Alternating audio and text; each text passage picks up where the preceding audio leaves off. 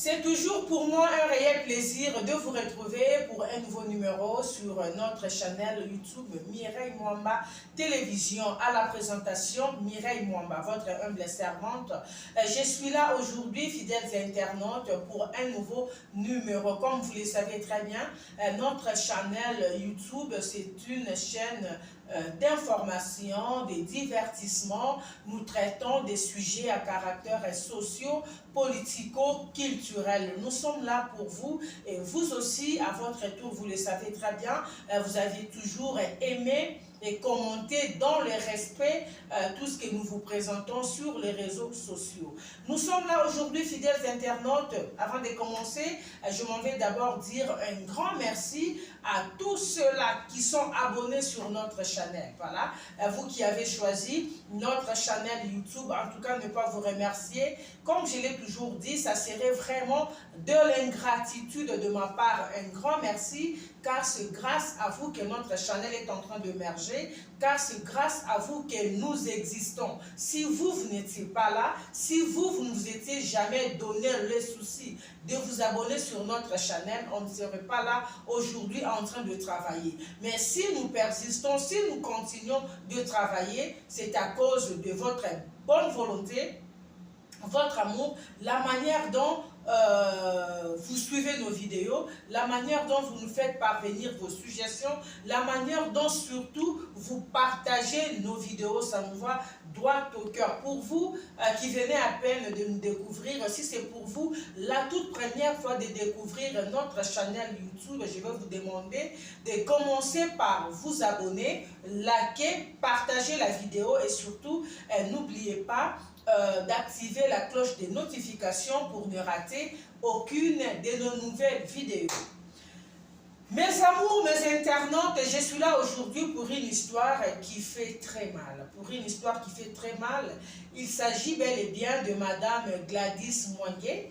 La dame là que vous voyez en photo, c'est une dame qui évolue au Kenya. Elle est d'abord de la nationalité kenyenne. C'est une femme influente dans son pays. Elle est trop sur les réseaux sociaux. Elle est dans la politique. Elle est un peu dans beaucoup de choses. Mais malheureusement, aujourd'hui, nous parlons d'elle pas par rapport aux activités qu'elle a toujours réalisées, pas par rapport à ce qu'elle fait comme métier, mais parce qu'elle vient de commettre un crime et elle est en train d'attendre sa sentence. Qu'est-ce qui s'est passé?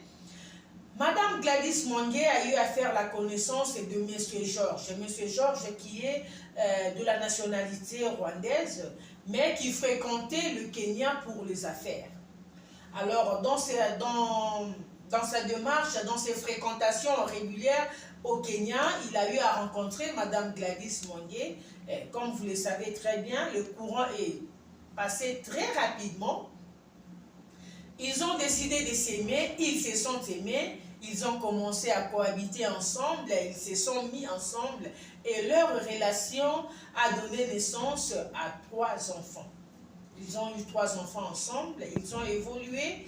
Alors pendant qu'ils ont commencé leur relation, Madame Gladys Mwangi s'est lancée dans ses affaires et son monsieur a vu que la dame qu'elle avait à ses côtés, c'était une dame qui lui donnait l'impression d'être une femme forte, d'être une femme qui voulait à tout prix travailler, d'être une femme qui aimait la politique. Voilà, elle était tout le temps sur les chaînes de télévision, dans des débats politiques.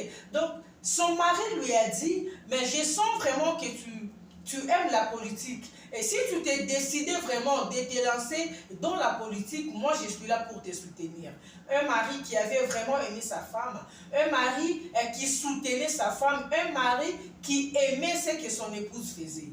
Alors Madame Gladys s'est lancée dans des histoires, elle avait des ONG, elle était dans des asbels, elle s'est lancée dans la politique, elle a eu à postuler par-ci, par-là, et son mari était toujours avec elle. Son mari lui donnait toujours son coup de pouce.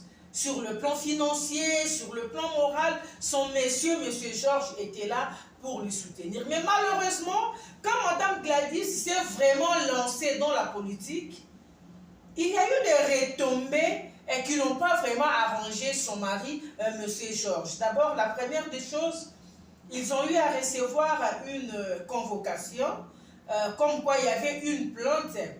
Il y avait 2 jeunes hommes qui avaient porté une plainte contre Madame Gladys. L'affaire, c'était comment? Madame Gladys a commencé à profiter de sa situation. Vous voyez, comme elle était tout le temps sur les réseaux sociaux, elle était tout le temps sur les chaînes de télévision, elle était tout le temps dans des associations de femmes, associations aider des orphelins, et la jeunesse. Alors, elle avait eu un peu... elle était devenue influente, voilà, si on peut le dire. Alors, elle a eu à contacter certains jeunes gens pour leur dire qu'elle pouvait leur faciliter le voyage à l'étranger. Et comme vous le savez, beaucoup de nos jeunes gens aiment bien quitter l'Afrique pour aller se réfugier en Europe. Alors, Madame Gladys a eu à demander à ces 2 jeunes hommes une somme d'argent. Ils lui ont remis cet argent. Malheureusement, ce qu'il avait promis à ces 2 jeunes hommes ça ne s'est jamais réalisé en fait. Alors, les jeunes hommes ont commencé à être derrière Madame Gladys, appelé au téléphone 2 fois. Elle ne prenait plus son téléphone, ils ont commencé à faire des histoires. Bref, ils ont jugé bon d'aller à la police. Voilà, ils ont jugé bon d'aller à la police, d'aller porter plainte contre Madame Gladys. Alors, quand son mari a dit ça, son mari n'était pas content. Il a posé la question à sa femme. Mais pourquoi ne pas seulement te concentrer dans ce que tu fais comme travail? C'est quoi encore cette histoire que tu veux commencer? Je ne sais pas. Tu veux ouvrir une agence de voyage? Si tu veux ouvrir une agence de voyage, il faut le faire en bonne et due forme. Pas ce genre des histoires de prendre l'argent chez les gens comme quoi tu vas leur faciliter le visa. Quelque chose que tu sais que tu n'en as pas le pouvoir, ce n'est pas bien. Il n'a jamais, Madame Gladys n'a jamais remboursé l'argent de ces 2 jeunes hommes et l'histoire était partie comme ça, voilà. Le mari n'était pas content. Quelque temps après, une autre histoire arrive. Cette fois-ci, c'était une association qui porte aussi plainte contre Madame Gladys pour escroquerie. On vient de poser le document à la maison que Madame Gladys devra aller répondre. Le mari était encore gêné. Il pose la question à sa femme, mais qu'est-ce qui se passe? C'est quoi encore cette affaire avec cette association? Tu as escroqué l'argent de cette association. Qu'est-ce que tu as fait avec cet argent? Madame Gladys a donné une très longue explication qui n'a pas vraiment convaincu son mari. Le mari n'était pas content. Ils ont toujours évolué dans leur couple. Ils évoluaient toujours dans ces histoires des associations, dans la politique. Elle était tout le temps sur les réseaux sociaux. Vous voyez? Alors, elle ne s'est pas arrêtée là. Et la 3e plainte, c'était une église. Madame Gladys a eu à contacter une église avec une histoire qui ne tenait pas debout, et qui a promis à cette église de leur faciliter. On ne sait pas vraiment quoi. Cette église lui aurait remis une somme d'argent. Malheureusement, ce qu'elle a eu à promettre à cette église ne s'est jamais réalisé. Donc, une femme, pendant un moment donné, le fait qu'elle soit sur les réseaux sociaux, le fait qu'elle puisse être souvent dans des activités, le fait qu'elle soit populaire, lui a donné un certain pouvoir sur les gens. Et sa manière à elle d'utiliser son pouvoir, c'était comme dans l'escroquerie. Parce qu'elle a eu à avoir des problèmes avec 3 personnes, comme je vous ai cité là, c'était toujours l'escroquerie. Elle promettait des histoires, elle prenait des engagements pour le voyage, pour les dons qu'elle devrait amener, et en compensation, on devrait lui donner une somme d'argent, on lui donnait cet argent, elle ne donnait jamais. Elle ne ramenait jamais ses dons pour ce qui concerne le voyage. On a eu à lui donner de l'argent. Elle n'a jamais donné le visa à ces jeunes hommes. Ils n'ont jamais voyagé. Elle ne prenait plus son téléphone. Elle n'a jamais aussi payé cet argent. Bref, c'était devenu ridicule. Le mari commençait à se sentir un peu gêné. Mais malgré ça, il n'a jamais quitté sa femme, il n'a jamais divorcé de son épouse, ils étaient toujours ensemble. Monsieur Georges continuait toujours de vivre ensemble avec Madame Gladys. Ils étaient toujours dans la même maison, ils vivaient toujours en harmonie, donc voilà, c'était un peu ça. Curieusement, la semaine dernière, il y avait une fête dans la famille de M. Georges. M. Georges a aussi quelques membres de sa famille qui vivent au Kenya. Alors, l'un de ses oncles célébrait son anniversaire.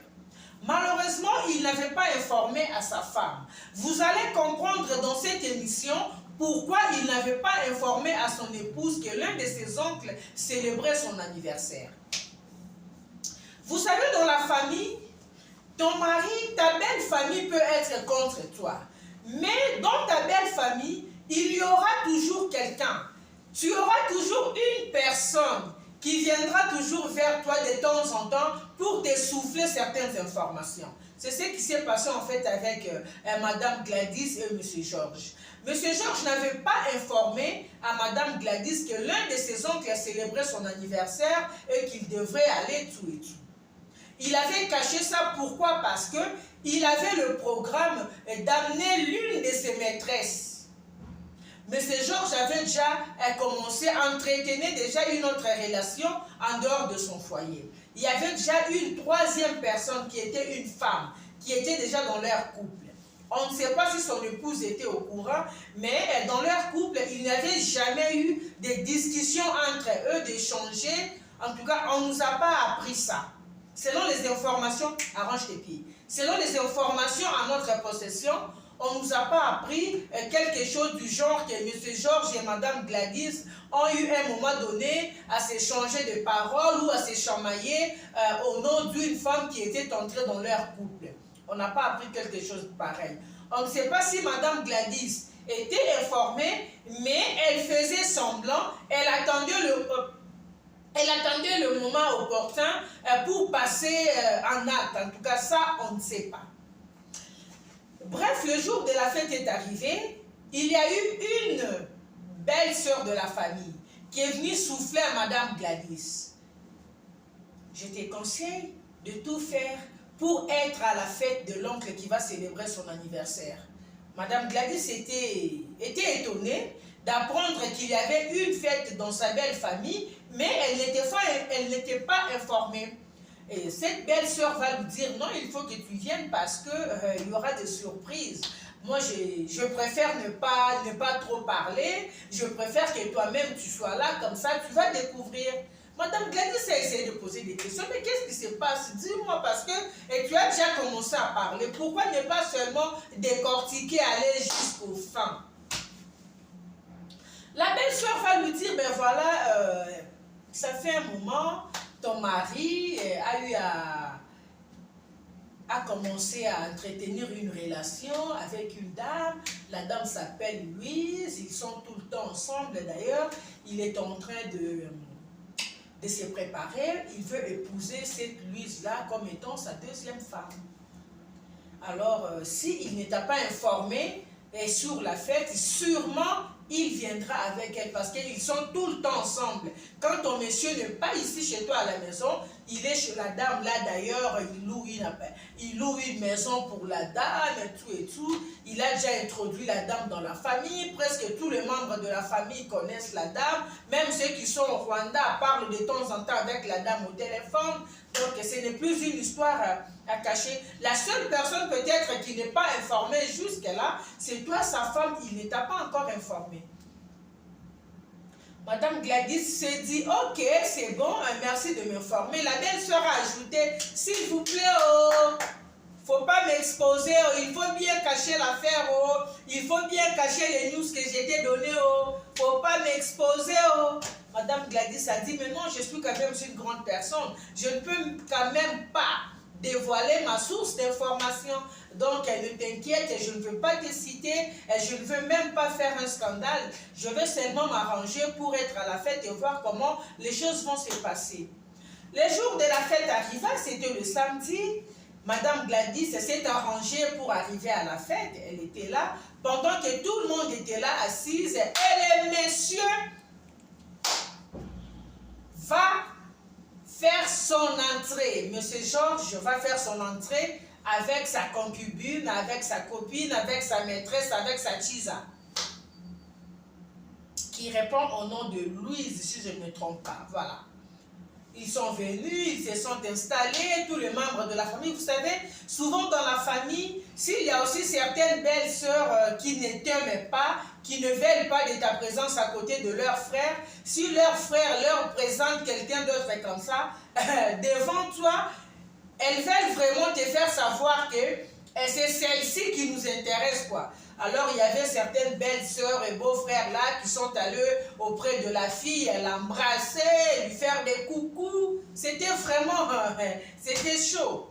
Alors, Madame Gladys n'a pas pu supporter ça. Elle a tout simplement quitté la fête. Elle est sortie, elle est entrée dans sa voiture, elle a démarré, elle est partie. Elle est rentrée chez elle à la maison.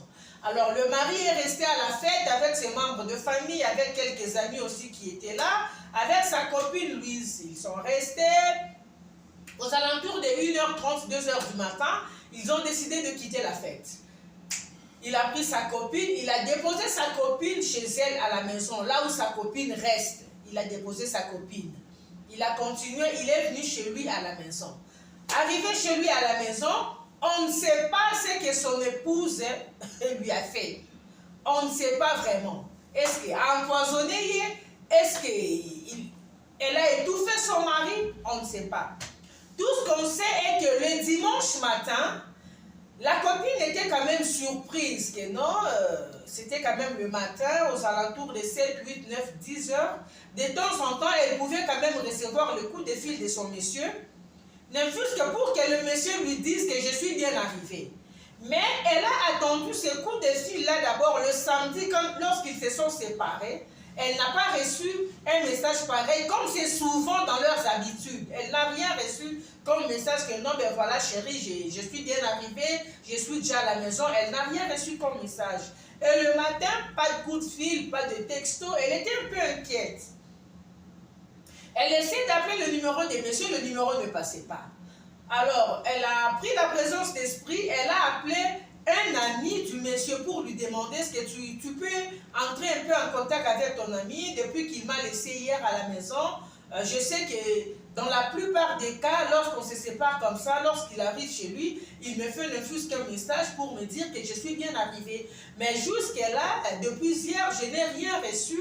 Il est 10h, 10h30, je suis un peu inquiète. Pas de message, pas d'appel. Et quand moi j'essaye d'appeler, son numéro ne passe pas. Et ce n'est pas vraiment dans ses habitudes d'éteindre son téléphone. Si tu peux un peu entrer en contact avec lui, lui demander de m'appeler. L'ami qui dit, ok, attends, je vais vérifier.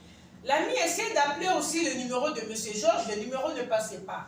Alors l'ami a appelé la copine Louise pour lui dire, ben attends, je pense que tu as raison, alors laisse-moi appeler son épouse, laisse-moi appeler Madame Gladys, parce que j'essaie d'appeler Georges, le numéro de Georges ne passe pas. Ça m'étonne aussi parce que ce n'est vraiment pas dans ses habitudes d'éteindre son téléphone. On appelle Madame Gladys, et Madame Gladys qui dit, mais non, moi ça me surprend, comment vous pouvez m'appeler pour demander si Georges est à la maison? Georges n'est pas à la maison, moi j'ai quitté la fête, je vous ai laissé hier là avec Georges et sa copine Louise. S'il y a quelqu'un qui peut savoir là où se trouve Georges en ce moment, c'est sa copine Louise, ce n'est pas moi, parce que je les avais laissés ensemble. On appelle Louise pour lui dire, mais voilà, son épouse dit que Georges n'est pas à la maison. S'il y a quelqu'un qui peut savoir là où Georges se trouve en ce moment, c'est bien toi parce que vous étiez ensemble avec lui. Elle vous a laissé avec son mari là dans sa belle famille. Donc, elle ne connaît rien du mari. Oh, Madame Gladys, quand elle a reçu ce coup de fil, elle s'est décidée d'aller maintenant à la police. Elle est allée à la police pour dire que hier elle était dans une fête dans sa belle famille, elle a quitté la fête, elle a laissé son mari, tout et tout, mais jusqu'à présent son mari n'est pas rentré à la maison. Elle reçoit des coups de fil des amis qui appellent que le téléphone de son mari est éteint, elle ne sait pas qu'est-ce qui se passe. Son mari était avec une fille qui répond au nom de Louise, elle donne le nom de la copine. Alors, elle a porté plainte à 2 commissariats. Elle n'a pas porté plainte seulement une seule place. La police a dit, ok, on va chercher, on va essayer un peu de lancer le message, tout et tout, pour que nous puissions entrer à la recherche du monsieur, pour savoir réellement le monsieur est où. Quelque temps après, il y avait une dame qui était au champ, en train de préparer son champ. La dame voit un gros paquet là. Quand elle essaye d'ouvrir le paquet en question, c'était un gros sachet en fait, un sachet en plastique, vraiment très gros. Quand la femme essaye un peu de bouger le paquet, elle essaie d'ouvrir, elle voit qu'à l'intérieur, il y avait un monsieur. La dame appelle la police. Cette maman appelle la police pour dire « Je suis à mon champ, voilà, là au champ, je viens de voir un plastique à l'intérieur, j'ai vu, il y a un monsieur. » La police est arrivée sur place, puisque la police avait déjà reçu une plainte d'une dame qui cherchait son mari. De son côté aussi, la copine Louise, quand elle a appris que la femme de M. Georges, Gladys, disait que c'est elle qui était avec le monsieur, que M. Georges n'était pas à la maison, Louise s'est rendue aussi au commissariat pour porter aussi plainte, pour dire que son homme a disparu. Quand Louise est arrivée, on lui a posé la question de savoir, mais toi qui es-tu par rapport au monsieur? Elle s'est présentée tout bonnement, elle a dit, je suis sa copine, je suis sa maîtresse, je suis sa chisa. La police a dit, mais il y avait déjà une dame ici qui avait déjà porté plainte pour son mari. La même personne, son épouse était déjà ici, elle avait déjà ouvert le dossier. Alors, pendant qu'ils étaient là, ils reçoivent le coup de fil de la dame qui leur dit qu'elle a vu un paquet au champ. La police est descendue sur place. La police a ouvert le paquet. Selon la description, tout et tout, la police a vite compris qu'il s'agissait de M. Georges. Mais vu la taille du monsieur, ça a un peu troublé la police. Alors, la police a appelé Madame Gladys pour lui poser quelques questions. Ils sont descendus chez lui à la maison. Arrivé chez lui à la maison, c'était la police scientifique.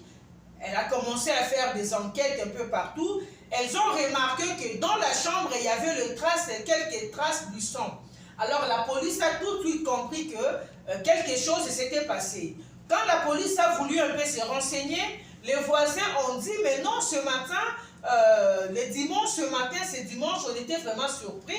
C'est notre toute première fois de voir, on a d'abord entendu du bruit. On a entendu du bruit comme des gens se chamaillaient, tout et tout. Mais le matin, on a vu Madame Gladys qui sortait là, qui roulait avec la voiture de M. Georges.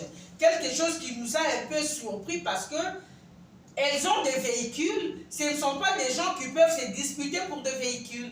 Alors on a vu Madame Gladys, elle était là en train de rouler avec la voiture de son monsieur.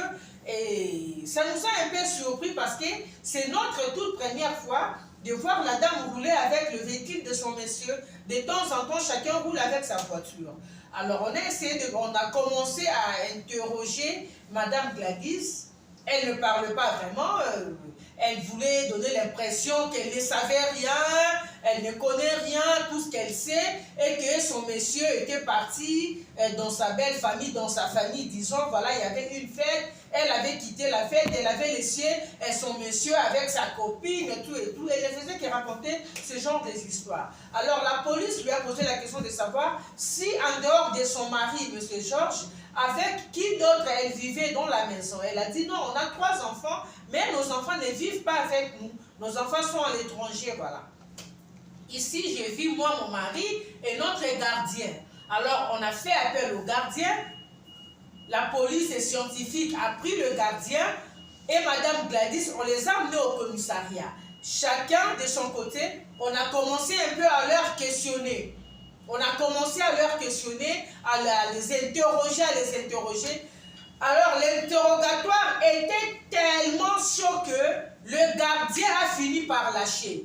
Le gardien a fini par lâcher, il a pété les plombs, il a dit la vérité que oui, Madame Gladys lui avait intéressé pour mettre fin à la vie de M. Georges. Donc, Madame Gladys ne pouvait jamais faire ça seule, vu aussi que M. Georges, comme vous voyez là sur les photos, c'est vraiment un monsieur, il est costaud. Donc, c'était pas vraiment facile pour Madame Gladys de prendre M. Georges, comme un petit colis et lui mettre dans un sachet. Voilà, on a arrêté Madame Gladys. On a aussi arrêté le gardien, quoi. Le gardien qui a contribué aussi. Donc, ils sont là, ils sont au parquet. Ils attendent leur sentence. Vous savez, quand j'ai appris cette histoire, je me suis dit, je ne peux pas rester indifférente. La cause de tout ça, c'est l'infidélité. Ce ne sont pas toutes les femmes qui avalent cette pilule-là de l'infidélité. La femme s'est sentie humiliée, elle arrive dans ta belle famille, elle te voit entrer avec une autre dame, pendant que vous êtes ensemble, vous n'avez pas de problème, vous n'êtes pas en séparation de corps, vous n'êtes pas en instance de divorce. Elle te voit comme ça avec une autre dame, tu ne lui as pas préparé. Il y a des dames qui ne supportent pas ce genre d'histoires. Et moi, je me dis, au lieu de poser un acte pareil, pourquoi ne pas seulement divorcer? Au lieu de mettre fin à la vie de quelqu'un. Au lieu de continuer mais mamakila, au lieu de tuer quelqu'un parce que si l'homme décide d'aller voir ailleurs, c'est sa décision. C'est sa décision. En fait, moi je me dis, si tu remarques que tu n'es pas en mesure de supporter la polygamie, et tu ne sais pas supporter que ton monsieur puisse avoir quelqu'un d'autre à tes côtés, une coépouse. Ce c'est mieux de divorcer. Au lieu de la conscience charger toute ta vie de tuer quelqu'un. L'homme avec qui vous avez des enfants, dites-moi maintenant, que tuera-t-il à ses enfants? Que tu as eu à tuer leur papa parce que leur papa avait pris une autre femme. Et vous aussi les Chisa, tu ne te gênes même pas, le monsieur est marié. Vous êtes toujours là, vous les jeunes filles. Bogangara gangara nde botiela ka mibali mayele ngana yebi otiela mobali mayele mobali ona otiela e mayele mobali face à la femme, il faut faire en sorte que le monsieur soit fan de toi. Mais ce monsieur que tu es en train de te poumonner matin, midi, soir pour qu'il soit fan de toi, un homme d'autrui, un homme marié. Makaboni po la pro max bu. Hein? Les mayele là pour gangara koyebi kotiela mibali mayele mobali face à la femme na yo. Aujourd'hui otiela mo mobali na yo te. Voilà, tu te retrouves la plupart des cas de ces jeunes gens, de ces jeunes dames. Tu te retrouves le nombre d'enfants que tu as, nombre de tata au babotisi. Mais tous ces messieurs là au babotisa yo, c'était des célibataires. Donc tu n'as pas pu continuer la ta moro mayele. Tu n'as pas pu faire en sorte que moi quoi ça la ta femme na yo abala yo. Toi tout ce que tu as comme travail, au diembe la kasi mabalinga basi. Avec tout ce que tu as là comme beauté, nzoto minene pembe non mimona aka kanoana, mais tu es incapable de yabimisa ton monsieur à toi. Yo zelaka muninga bimisi mobali, ata muninga zana ma boyfriend na emoko. Yo yaraka ko diembela otia trouble otia mayele. Oze incapable de yabimisa ya yo. Ba célibataire ozwa na Victor, okoka otia ba mo maele te okanga bango babala yo. Ah yo za opuza et tout la pro max. Ce ne sont pas toutes ces femmes qui peuvent supporter ce genre des histoires. L'Icolon, il y a infidélité. Georges Yakoufi. Peut-être s'il avait eu le temps de parler avec sa femme, de dire à sa femme que voilà, suite à ça, voilà, j'ai décidé de faire ça. Ben, peut-être pas son la bien.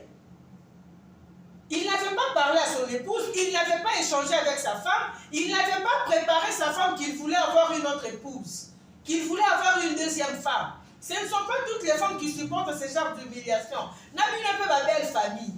Vous ne pouvez pas conseiller à votre frère. Non, ça c'est une fête, tout et tout, la fête de notre oncle, il se pourrait que ta femme peut être là, peut-être qu'elle est informée, mais elle ne t'a pas dit. Tu ne l'as pas informée, mais peut-être qu'elle est informée en sa manière. Elle peut être là, non, n'amène pas ta copine. Si vous aimez votre frère, vous pouvez aussi l'aider, non? Attends mon conseil.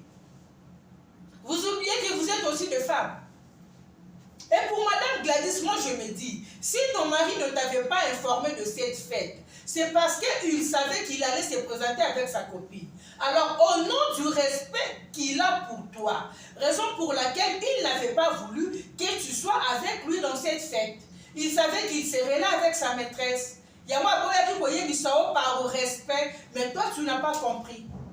Tu n'as pas compris, tu as piqué une crise de jalousie et tu as jugé bon de faire les choses en ta manière, en notant la vie à une personne pour l'amour, était, pas jusqu'à ce niveau, maman. Et logo était, si vous trouvez que dans une relation, les choses ne marchent plus, l'homme, tu veux décider, tu veux prendre une seconde épouse, aie le temps de parler avec ta femme. Aie le temps de parler avec elle comme ça, ensemble vous allez échanger. Moi j'apprécie beaucoup mes frères musulmans. Hein? Le musulman, en tout cas, je les apprécie. Quand un musulman veut épouser une seconde épouse, il parle avec son épouse. Il parle avec la première, ils se mettent d'accord. Il y a même certains de nos hommes louba qui le font. Chez moi, au Kasaï, ça s'est fait. Un homme est marié, il veut avoir une deuxième femme, il parle avec la number one. La première femme. Voilà, le mari va parler avec lui. Voilà, j'ai décidé, je vais t'aider. Je vais t'amener une petite sœur. Et l'homme, le monsieur, va payer son épouse, la première femme. Chez moi, au Kasaï, ça se passe comme ça. La femme, le mari va payer sa première femme. Pour que son épouse accepte qu'il a épousé une seconde épouse. Ça se passe comme ça. Et si la première femme dit non, dans la plupart des cas, si la première femme refuse, la première femme refuse à sa catégorique, l'homme doit négocier avec son épouse, il faut y aller moral, il faut ça, là, cadeau. Pas que nous la Si M. Georges peut-être avait fait ça, le pire n'allait pas arriver. En tout cas, ce qui est arrivé, je pense que chacun de son côté va tirer sa leçon. Nous sommes arrivés à la fin. Je ne pouvais pas vraiment rester indifférente. Quand j'ai appris cette histoire, je me suis dit, non, je dois partager cette affaire avec mes abonnés, avec Baïbanga. Les hommes, soyez quand même fidèles comme Bonheur Nzinga. Bonheur Nzinga n'a que comme épouse et sous-sol. Solange qui est Kangimboka. Moi si Minji. Donc, moi si merci. Solange qui est la bienheureuse de Maître Bonheur Nzinga. Maître Bonheur Nzinga ne jure que sur sa seule, unique et charmante épouse. Solange qui est Kyoboya, moi en tout cas, que nous salamons Kilinao. Quand il s'attend à Braza, vous n'avez pas bien au Congo. Mes salutations spéciales à celle qu'on appelle Moussekou Fashion Designer. Balobi oliyo tongisa ba uniforme pour la école na yo. Oza aposa robe à mariage moko ya yo moko. On tongela robe à mariage na yo unique. Va sur Instagram, va contacter Moussekou Fashion Designer. Au moins na ba collection eza kuna yo moko tali ya mokamwe. Nous sommes arrivés à la fête. Clarisse Mbembe, la française. Mati Matumba, la bienheureuse de Dodi Timangabapua. Couple Lenda, couple Célé cimenté. Donc, on compte à la carte, ça l'a raté.